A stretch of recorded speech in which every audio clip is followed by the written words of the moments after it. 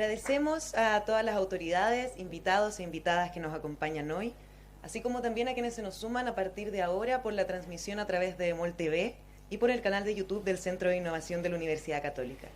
Les damos a todos y a todas la bienvenida a Innovación 2050 presenta a Otto Scharmer, Liderando el futuro emergente. Para compartir con ustedes, estaremos recibiendo todas sus preguntas a través de Twitter con el hashtag Otto2050. Esta clase magistral es traída a ustedes por Fundación Colunga, Imago Global Grassroots y el Centro de Innovación, con la colaboración de Corfo y el Presencing Institute. Esta alianza responde al desafío de promover la innovación social y el cambio sistémico de manera transversal, convocando a todos los actores de la sociedad chilena. Los últimos años, lo sabemos, han estado marcados por cambios profundos, algunos de ellos repentinos, y sin duda todos muy importantes. En este momento de disrupción, como bien se mencionaba anteriormente, resulta tremendamente oportuno y muy afortunado contar con la presencia y las reflexiones de nuestro invitado. Otto Scharmer es el reconocido autor de la teoría U, profesor, escritor e investigador. Impulsa la creación de innovaciones en el aprendizaje y el liderazgo, gatillando procesos de cambio en organizaciones empresariales, gubernamentales y de la sociedad civil. Presentando hoy su clase magistral, Liderando el futuro emergente, con ustedes, Otto Scharmer.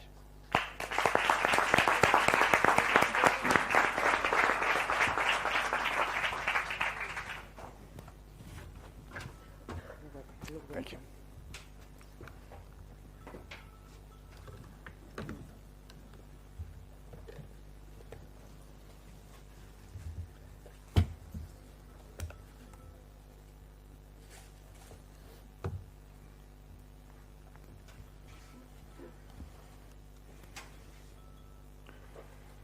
Muchas gracias. Thank you so much for the invitation, for hosting me, making you part of your conversation. I have been here in Chile for the first time 5 years ago, 2017.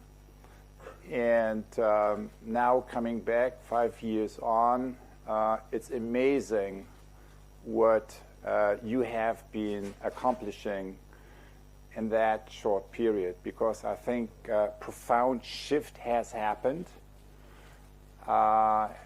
in that period that in so many other countries and so many other communities and so many other regions of the world is about to happen too. So I feel like that what's happening here in Chile is at the forefront of a wave of profound societal innovation that you're co-pioneering here, and it's a real privilege for me to be here, mainly as a learner, kind of for this week, and talk to many of the respective change makers and next generation leaders who are really co-pioneering this next wave of innovation that we all know kind of our situation is calling for, and also our planet is calling for.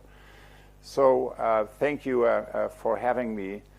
And I want to share a little bit before we move into the conversation around leading in times of disruption, right? What does that really mean? And how it kind of requires us to develop a new capacity of learning, which is not just learning from the past, which is kind of what we all know how to do, but learning by sensing and actualizing emerging future possibilities. And that's a little bit what I want to invite you to. And so the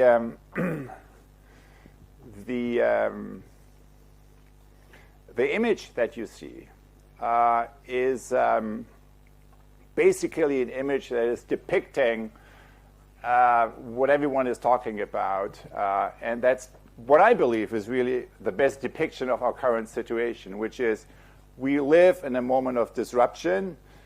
And so is there, let me just, oops.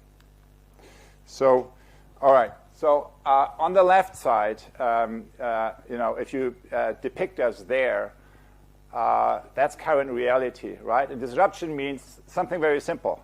The future is going to be different, right? Different to our current state.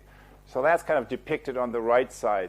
We know a lot less about the future, but what we know least about often is how to get from here to there. So what allows us to actually connect to emerging future possibilities and make them happen now? And that's the question that has been always organizing my work. That's what I want to share a little bit. And the perspective that I'm taking is it takes a journey. It takes a journey that's both an outer journey and an inner journey. And the outer journey, as all of you who are involved in change making and innovation know. So if you want to learn about innovation, where do you go? You go to the edges of the system, right? Kind of where you see kind of what's happening. You see the new much more clearly than when you were stuck in the center. And so you basically begin to sense and see your own system from the edges, from interesting places where something new is happening. And the inner journey basically is a journey of connecting to our deeper sources of knowing, which are always there, but not always attended to by us as change makers and as leaders. So that's a little bit the invitation. So this kind of outer inner journey is depicted kind of through this U process a little bit here, and we're going to unpack that just a little bit. If you look, so the background that I'm talking from is systems thinking, right, and looking at leadership and change from a systems view. So what do you see when you look at it from a systems view, right? You see that in most systems, we collectively create results that pretty much no one wants, right? What are examples of that?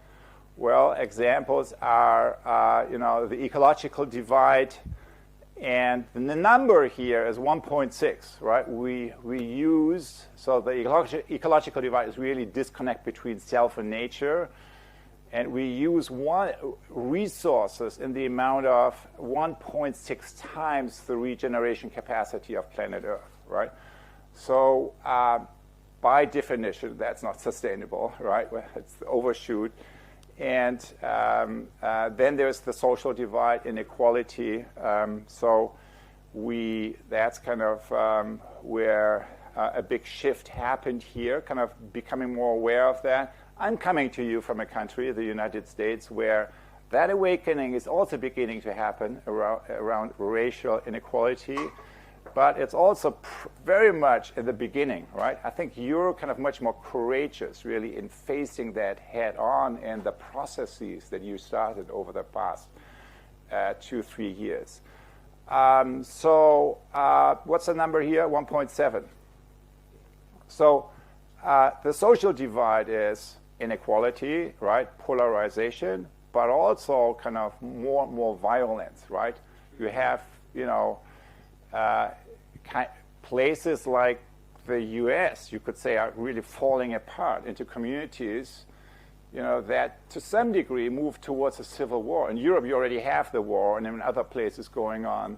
So we are really in a situation where what used to be a cohesive social whole is breaking into pieces. And our job is to weave it back together, right? Pieces that are already falling apart, right? And 1.7, what's that? $1.7 trillion. That's the net asset growth for the billionaires in the U.S. over the past 2 years. In 2 years, the billionaire class in the U.S. had a net asset growth of 57%, right? So it's kind of, they had a plus. They already came into the crisis with all their billions, right? And since then, there was a net asset growth of 57%, so $1.7 trillion. While at the same time, 200 million people worldwide went into extreme poverty and hunger. So that's, and how can you explain that?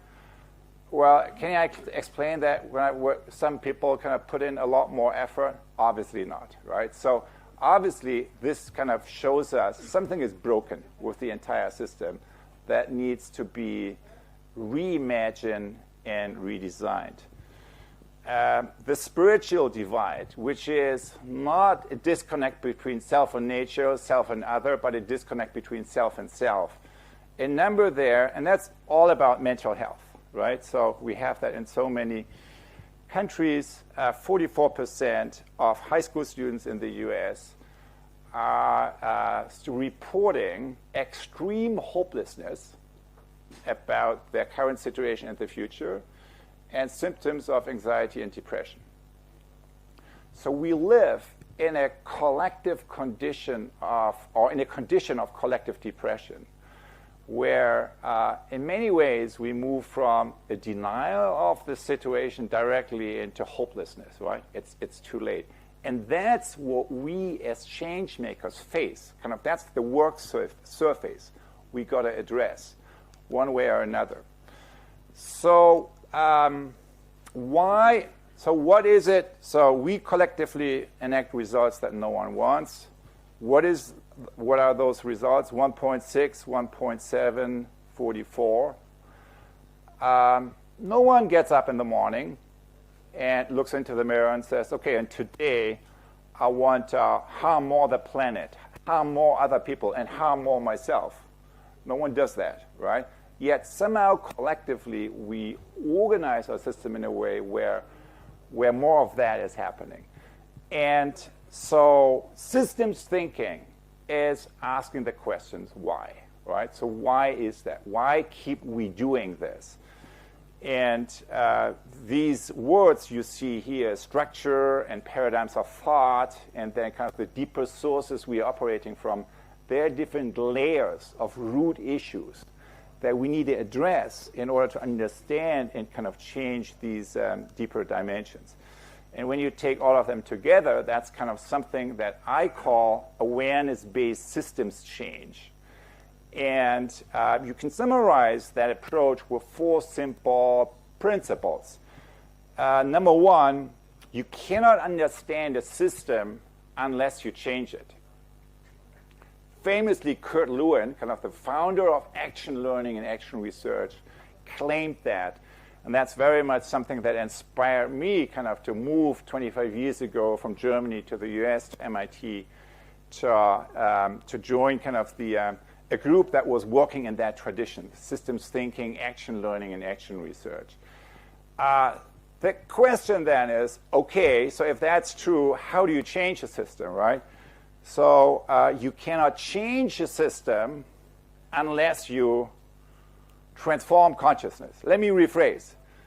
You cannot change a system unless you transform the mindsets of the people who are enacting these systems. And pretty much we all know that. That's kind of with these, with less than 10 words of the sentence, it's summarizing my past 25 years of action research and being involved in a whole bunch of projects. And I see from the nodding that's also true for many of you. Yeah, so today, real systems change needs to move beyond tinkering with structures and systems and kind of address the deeper mindsets. So, all right, then the question is, how do we do that? And here's what we learned, right? And when I say we, it's kind of the whole kind of community around the Presencing Institute and awareness-based systems change. It's a globally distributed community that keeps on exploring these questions with practical experiments. So you cannot transform consciousness unless you make a system sense and see itself. Or we already know that, right, from our personal relationships. So when you or I go through a transformational change, what do? We talk to a friend. We talk to a coach. We talk to somebody who can listen to us, mirror something back. But in society, the key institutions that need to transform today, we are lacking kind of this kind of corresponding infrastructures. And that's really what we have been focusing on, kind of particularly around the Presencing Institute, kind of for innovating creating methods and tools for that. And I'm going to show you a bunch of that a little later. And then lastly, you cannot lead systems transformation unless you sense and actualize the future. So the most important word, again, is the sensing, right? So if we don't feel the future, we cannot embody it. And if we cannot embody it, we cannot make other people to move into this direction. So that's like really a key. And in my view, leadership, the word leadership, does not mean what do the people at the top are doing. Leadership, from a systems view, is something different. It's the capacity of a system to sense and shape the future, right? It's the capacity of a system to deal with disruptive change, right? Because if you meet disruptive change, you need to sense the future and make it happen, bring it into reality. And of course, all real entrepreneurs already know that. All real innovators already know that. But how to really foster that capacity on a whole systems level, that's, I think, the challenge. And even on a societal level, that's the challenge that you're up against, that we are up against in so many communities, in so many countries right now. So what have we learned? Here's one thing that I learned. And that's a quote from a colleague in the United States that I interviewed, kind of the longtime CEO of Hanover Insurance, Bill O'Brien, who summarized his many years of leading transformational change. The success of an intervention depends on the interior condition of the intervener. So he basically says, the success of what I do as a change maker depends on not only what I do, not on the how, but depends on the inner place from that I operate. In other words, the quality of my presence, the quality of my attention, the quality of my listening, how I show up, right, in a situation, how I am present with, that's what makes all the difference. So that really taught me, and so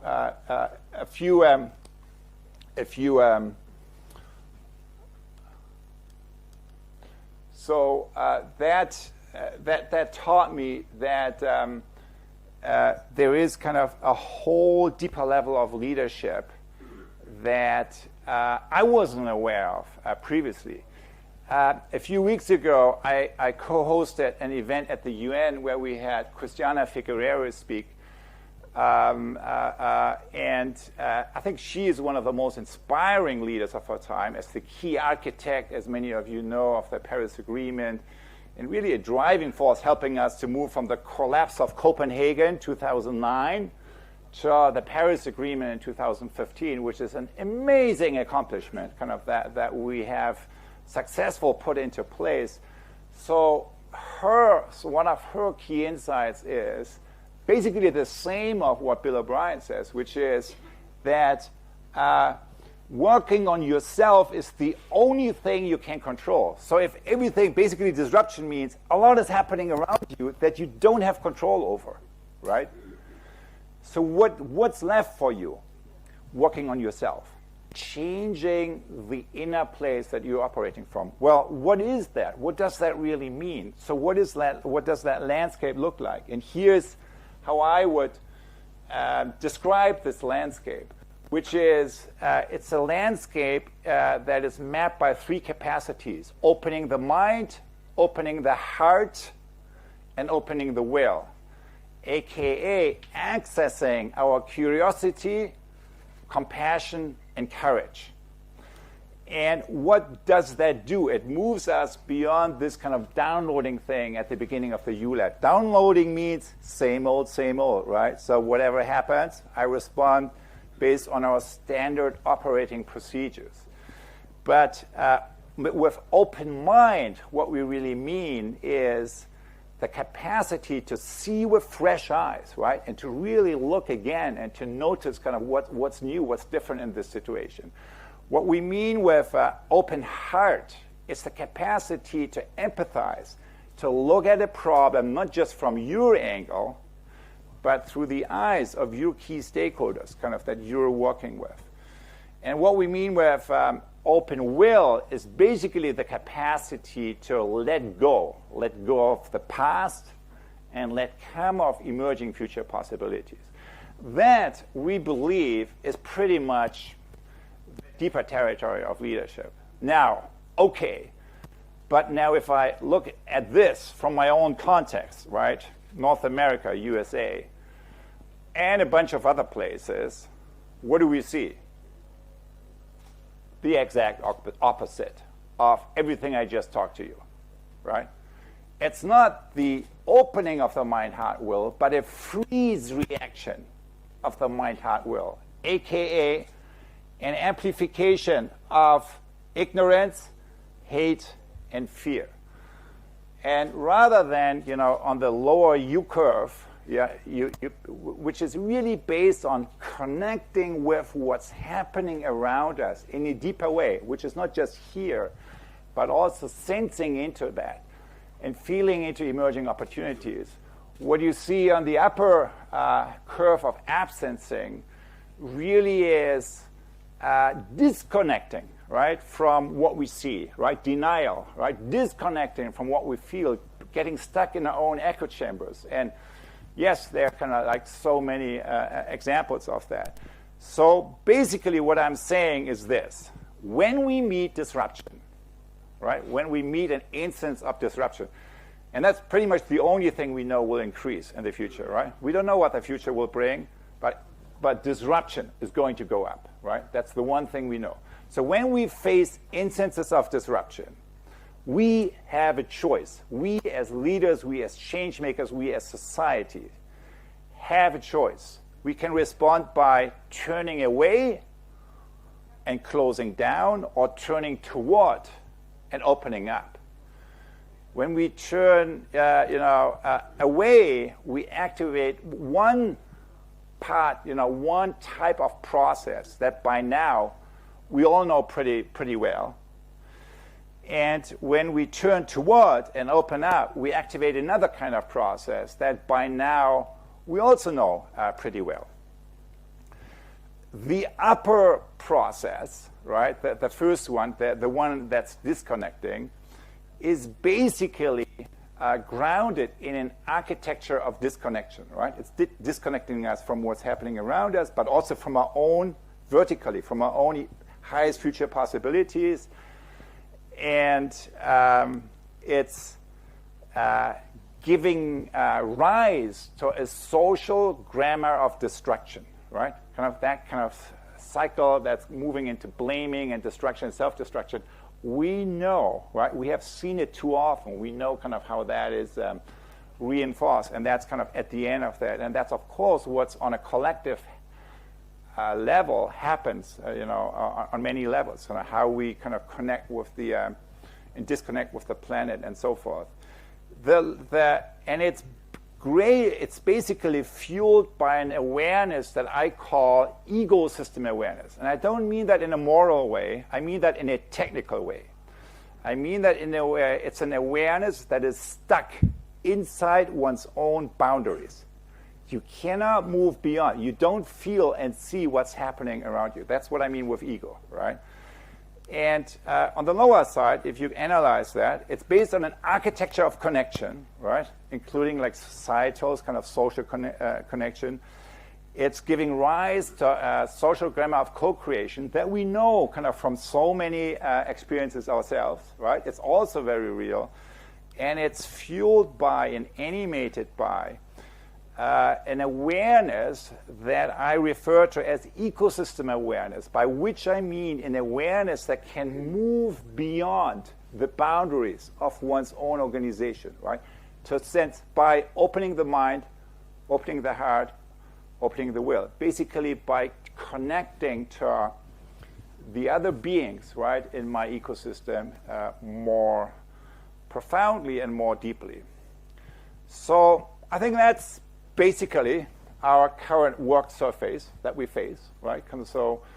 And the real question on the table is this: how do we transform and regenerate, right? Particularly what's happening on the upper side of this presentation.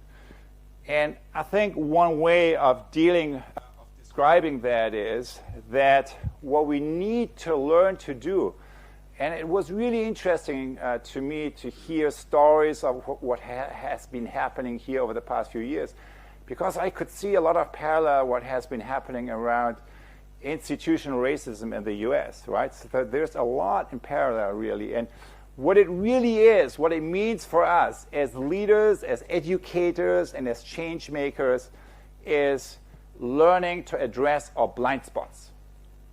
And I think there are three major blind spots at issue here, which is not seeing, and that's really a blind spot that is about denial and disinformation, and it's basically about a disconnection between mind or my own kind of sense-making and the world.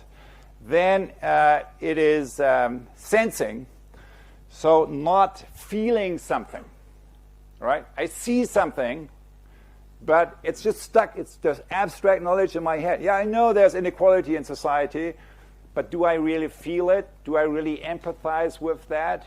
No, it's stuck here. So that's the second problem.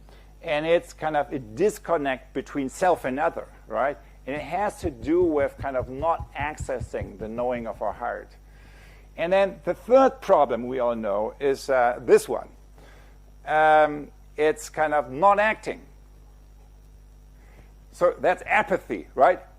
I see what's wrong. I know it. I even feel it, right? I have been moved at times. But am I doing something, right? Am I really kind of contributing substantially to the solution? No. So that's the third problem. It's the problem of apathy, and it's the problem of not really activating the full resources of the change that we can bring about. Now, so that's the problem we face. How is that so what are the new capacities? When we really confront these issues, these three blind spots, what are the new capacities that grow out of that? The first one is when we kind of deal kind of on the level of knowing, right, and the mind, it really deals with deepening our scientific activity and listening, right? What is, at the end of the day, science? It's let the data talk to you, right? Don't project your own opinions, right? Let the data talk to you. And the operating question, I think, here is, can you listen with humility? As a leader, as a change maker, how good are you at listening to stuff you don't want to hear? So that's kind of where, so that area of discomfort, right? That's where this capacity begins to grow. And it really is about moving beyond the disconnect between mind and world and realizing kind of mind and world are not separate. Kind of, so there is kind of a much deeper interdependence that we can access. The second one has to do really with a deepening dialogue and democracy. So it's kind of deepening our infrastructures for sense making. And building really architectures of connection.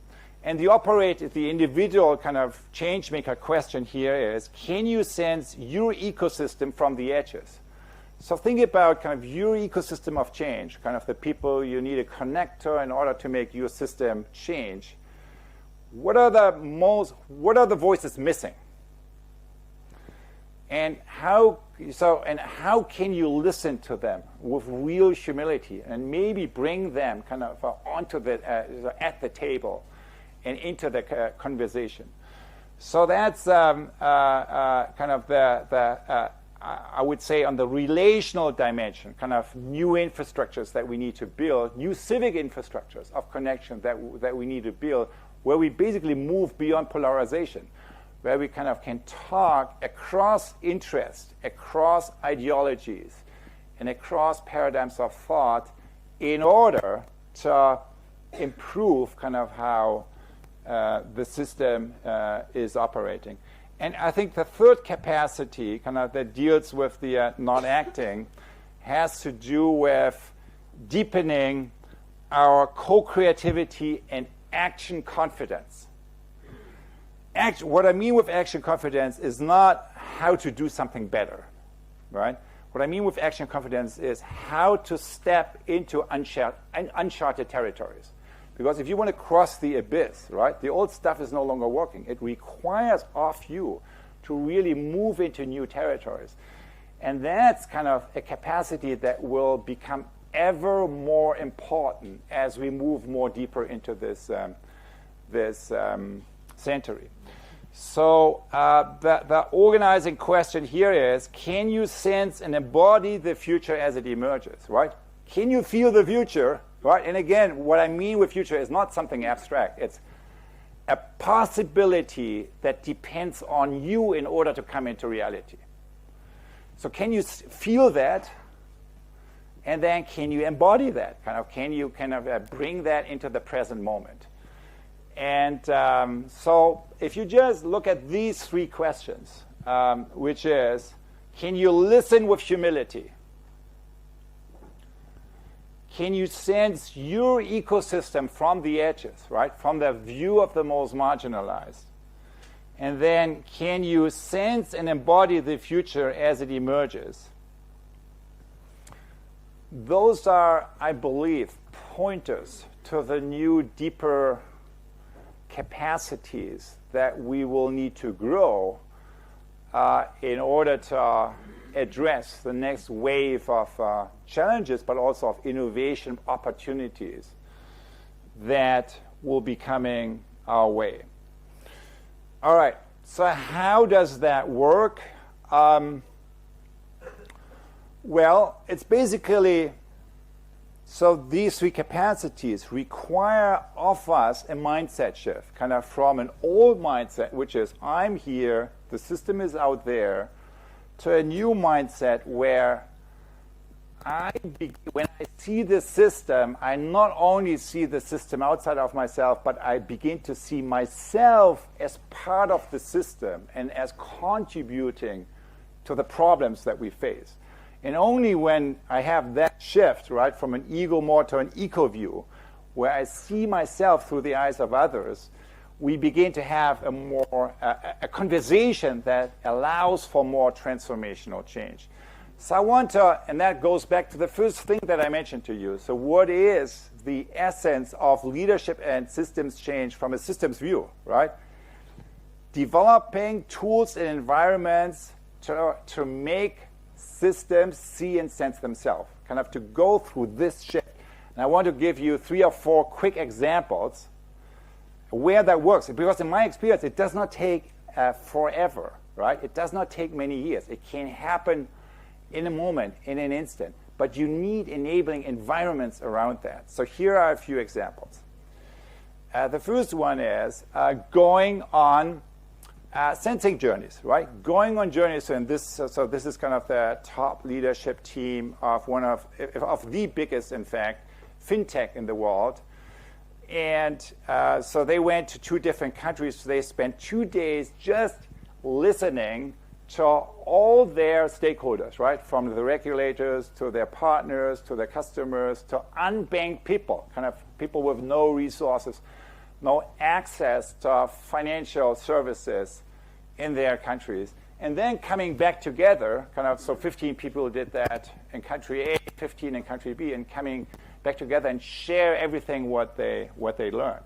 So it sounds so simple, and it's hard to do because, often when we go places, we pontificate, right? We project, kind of, we need we maybe overshare, kind of, we rarely have the possibility to really be in the position of listening with humility, right? And just taking in and just kind of learning. And so that's kind of, but when we do that, and you do that by taking in the views of your entire ecosystem of your organization, it's it created a profound shift for the way this leadership team was operating, because they moved basically from their own silo view to a much more ecosystem-based view, kind of where they were aware of what it looks like and feels like through the eyes of all the other groups they were impacting with their decisions. This is something, an example from Brazil. So it's kind of a sculpting. So basically you take objects and you map your system, the current system, and how it's going to change, and have a structured process. It takes, so that's something we'll do also here, kind of with a group of younger leaders later this week. And so it takes a couple of hours, but very quickly it takes a deep scan into the deeper systemic issues and opportunities that a system is facing, and then you can kind of address that much more head on. And it is facilitating a process of collective sense making in a fairly kind of focused amount of time. This is basically the same thing, but now you don't use objects to represent the system, but you use human bodies, right? You tune into that. It's kind of a little bit, some of you may know processes of constellation, kind of, so it's a mindfulness, social science, and constellation a little bit combined if you want. But what we bring in there is the voice of planet Earth, the voice of the emerging future, and it's really interesting to see the moment you bring in, and the voice of the most marginalized in the system. In other words, you bring in the voices that bring to our awareness the ecological divide, the social divide, the spiritual divide. And when you do that, it's really interesting to see how that is changing the conversation and how that is changing the awareness from which we operate when we move toward decision making. We have done this work with bigger, really very traditional institutions as well, kind of, so it's not only happening in innovative kind of frontline experiences, but also in very established organizations like the UN. And we also have been doing that at scale, kind of, for example, through the MIT XU Lab. We had, over the past few years, more than 200,000 participants that self-organize in more than 2,000 hubs. And I know kind of many of you may have been connected to some of them. But what I want to end with is so it's kind of my maybe summarizing view of what I see around systems change across sectors. And I know kind of you are working in very different sectors, so I want to offer you that as a lens. And one way of really thinking about, well, how does systems change show up in real life? Well, kind of one analogy is kind of, it's like kind of on your device updating the operating system, right? So it's we can think about it in these terms. And so the 4 operating systems I want to bring to your attention is, and that I have seen time and again, are input and authority-centric, 1.0, 2.0, output and efficiency-centric. That's pretty much where we are today, right? The first one is the past. Then in many systems, then 3.0 is outcome and user-centric, and 4.0, that's what we move towards today. But what we really need to move to, in my view, is 4.0, regenerative and ecosystem-centric. So if you look at health and learning, you have today really kind of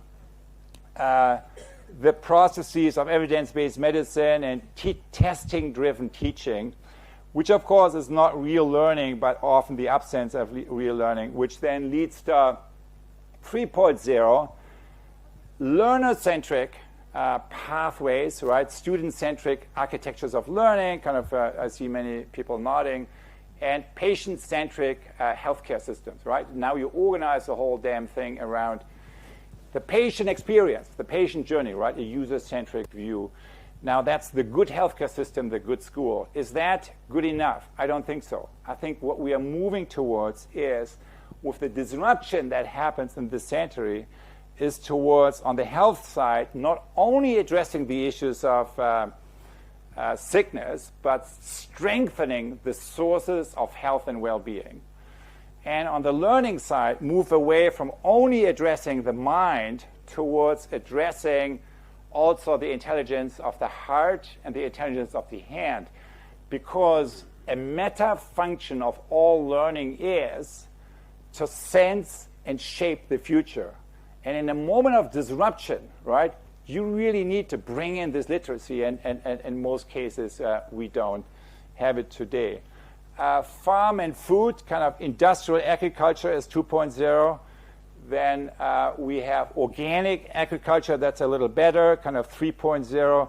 But what we really need to work towards is food as medium for healing planet and people. And that's kind of something referred to as regenerative agriculture. Finance, as many of you know, kind of extractive capital is 2.0, think Wall Street. Then today, what are we all talking about? Impact investing, ESG, right? That's a step in the right direction. Is it really addressing the deeper systemic issues? Usually not. So the 4.0 would be really regenerative finance that's addressing the deeper systemic issues, and that requires, right, different mechanisms of funding than what we have today. Then, of course, on the development side, GDP, right? That's kind of still what we are talking about in many cases. But since 1990, as you all know, the UNDP, the first development report, we have the HDI, human development in the center, right? But then last year, or kind of a couple of years ago, the second last human development report is really about shifting that from human-centric well-being to human and planetary well-being. That's really the paradigm shift we see in the development paradigm, which is more and more kind of also sinking into the institutions. At the end of the day, where does this? So what does this all amount to? Governance, of course, right? So we have moved from traditional forms of governance, the visible hand and the invisible hand, to organized interest groups, right? In most countries today, we have kind of very small groups really influencing and hijacking collective decision-making. Certainly that's the case in the US, right, when you see what happens around gun laws and sustainability and so forth. But what we really need to move towards is something I call CASA, which is collective action from shared awareness, right, where you bring together the key stakeholders, where you apply a systemic process of understanding the root issues and then addressing them, kind of innovate to learn by doing. And that's, I think, what we see, what we are in the beginning of now. Lastly, social sector, right? The social and civic sector. So there's kind of the beginning of all movements often is kind of reactive protesting. You're reacting against symptoms of something that's broken, right? That's the starting point in many cases. But then to have lasting impact, right, we need to include the other levels, which is 2.0, advocacy, policies and programs, right, really addressing kind of these issues in a more tangible, direct way, on the levels of systems. But then when you, move more upstream, you really need to engage the stakeholders. So the stakeholders, for example, working with business around supply chain issues, right, with responsible businesses, or bringing in more direct democracy, kind of participative components into democracy is another way of, on the political side, the state, the government side, to bring in more kind of the civic or social sector voice.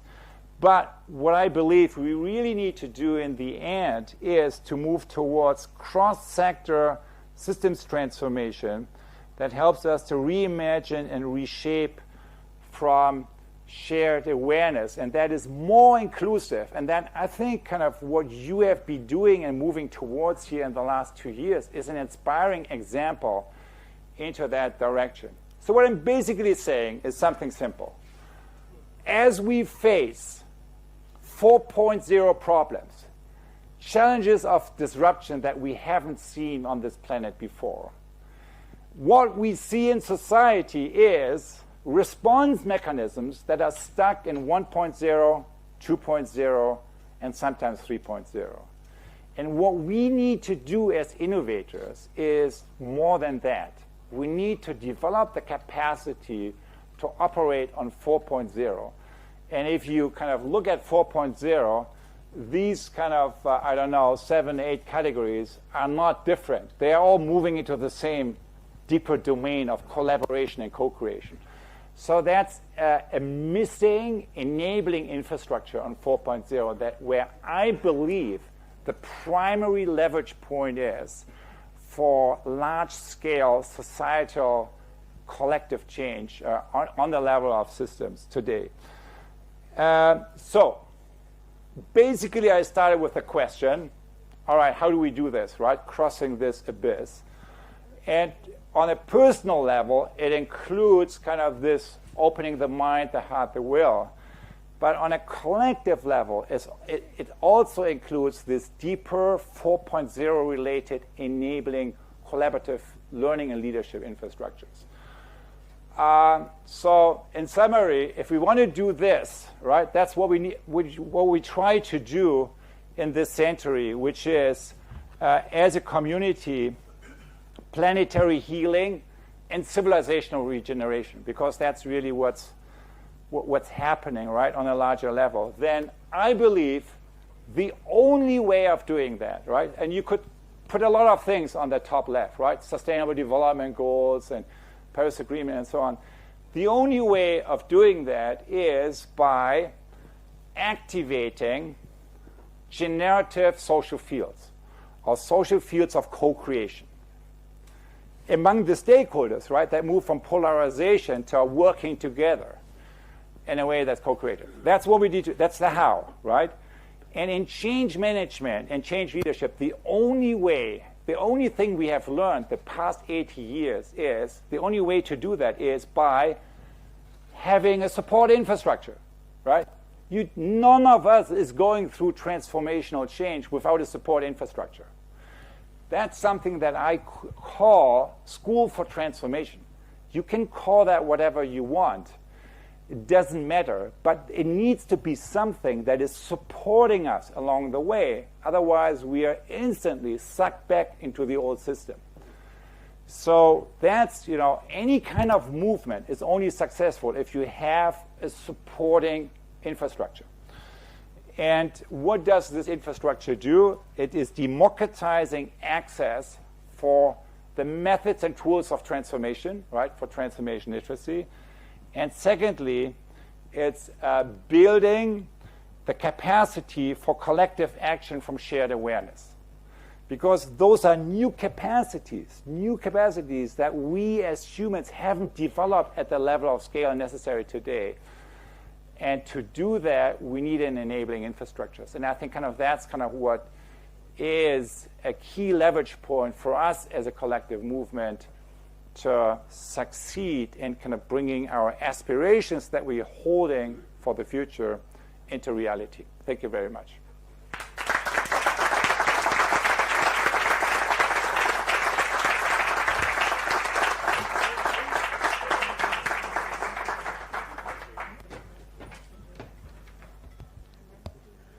Muchas gracias. Les invito a permanecer un momento más en sus asientos. Vamos a empezar una ronda de preguntas. Otto, thank you very much. I'd like you to stay on the stage. I'd like to have a little conversation with you in English. I'll do my very, very best. I have a couple questions from the public. I'm going to read it in Spanish and then I'll translate for you so that you can answer. La primera pregunta que nos llegó para Otto Scharmer es: como país estamos viviendo muchos cambios y eso genera incertidumbre. ¿Cómo desde la teoría U podemos transitar en ese miedo a los cambios? So, first question. As a country, we're going through lots of change and that creates uncertainty.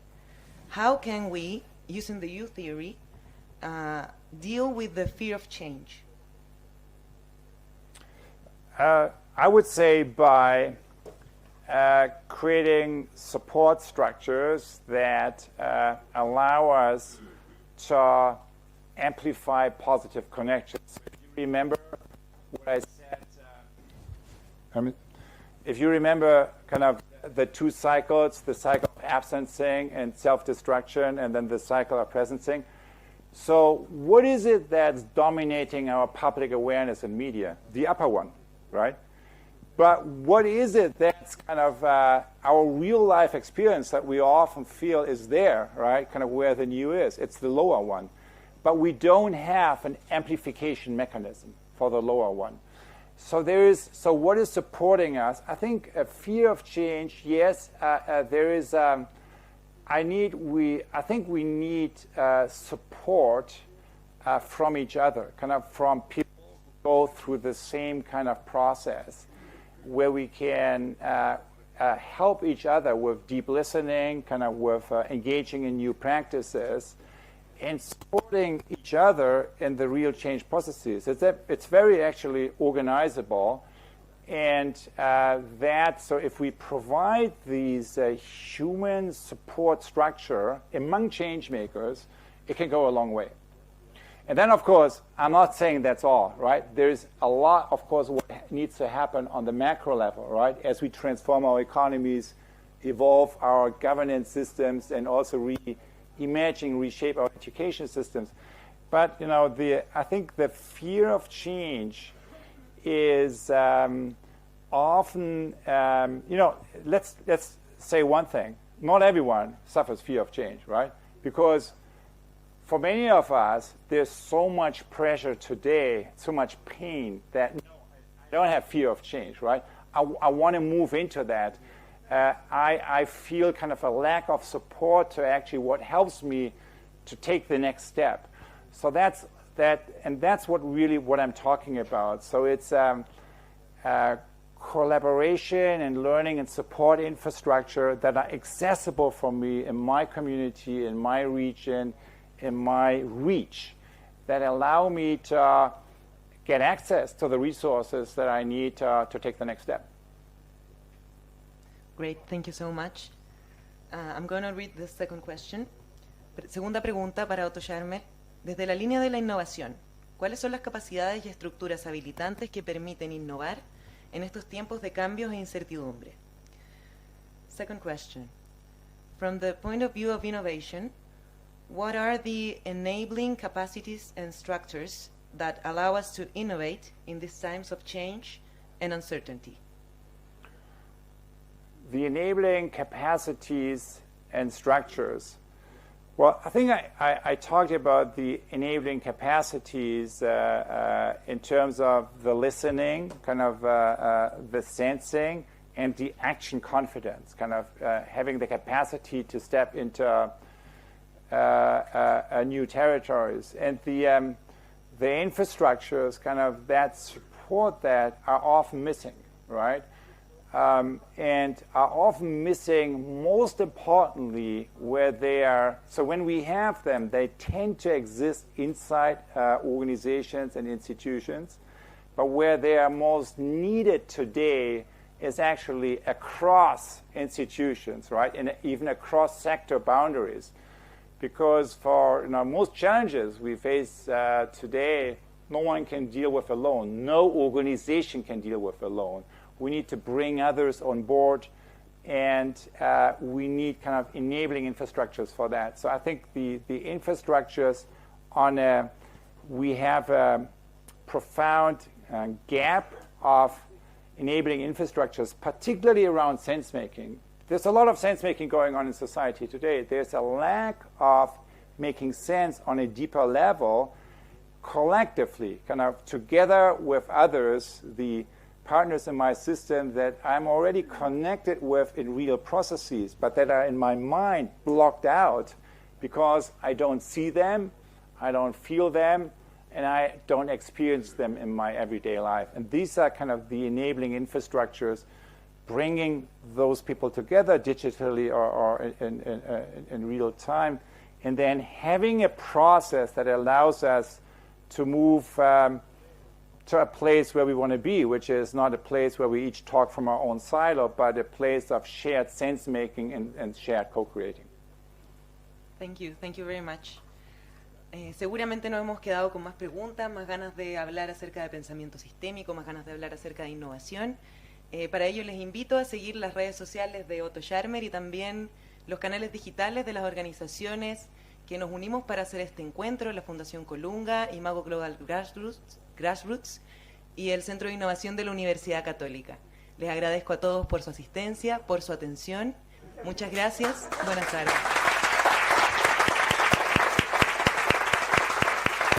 Thank you. Thank you.